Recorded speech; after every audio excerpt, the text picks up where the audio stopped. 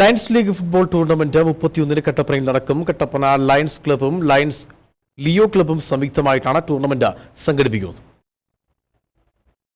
ലഹരി ബോധവൽക്കരണത്തിന്റെ ഭാഗമായി കട്ടപ്പന ലയൺസ് ക്ലബ്ബും ലിയോ ക്ലബ്ബും ചേർന്നാണ് 31 രാവിലെ 8 മുതൽ കട്ടപ്പന STS അരീനയിൽ ലയൺസ് ലീഗ് എന്ന പേരിൽ ഫുട്ബോൾ ടൂർണമെന്റ് നടത്തുന്നത്. കേരളത്തിൽ നിന്നും തമിഴ്നാട്ടിൽ നിന്നുമായി 16 ടീമുകൾ മത്സരിക്കും. വൈകിട്ട് 7-ന് സമാപന സമ്മേളനം കട്ടപ്പന ASP രാജേഷ് കുമാർ ഉദ്ഘാടനം ചെയ്യും. വിജയികൾക്ക് യഥാക്രമം 15,000, 7,500 രൂപ ക്യാഷ് അവാർഡും ട്രോഫിയും സമ്മാനിക്കും. Lions International District 318C second vice district governor VS Jayesh സമ്മാനങ്ങൾ വിതരണം ചെയ്യും. ഡിസംബർ 31-ാം തീയതി മയക്കുമരുന്നിനെതിരെ യുവജനങ്ങളെ ബോധവൽക്കരിക്കുന്നതിനായിട്ട് നമ്മുടെ കട്ടപ്പനയിലുള്ള ATS അരീന ബസ് സ്റ്റാൻഡ് അടുത്തുള്ള ATS അരീനയിൽ വെച്ചിട്ട് ഒരു ഫുട്ബോൾ ടൂർണമെന്റ് നടത്തുകയാണ്.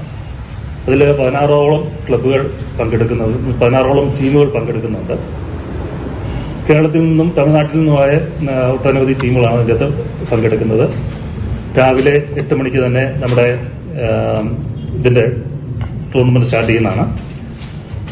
വൈകിട്ട് 7 മണിയോടുകൂടിയാണ് സമാപന സമ്മേളനം ഉദ്ഘാടനം ചെയ്യുന്നത് നമ്മുടെ കട്ടപ്പന ASP ശ്രീ അജിത് കുമാർ IPS ആണ് നിർവഹിക്കുന്നത്.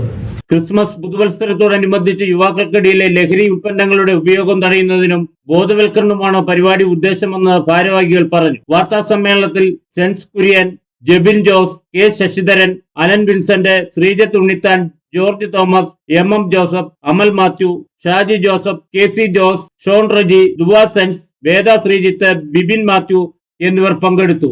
Idukki vision news, Kattappana.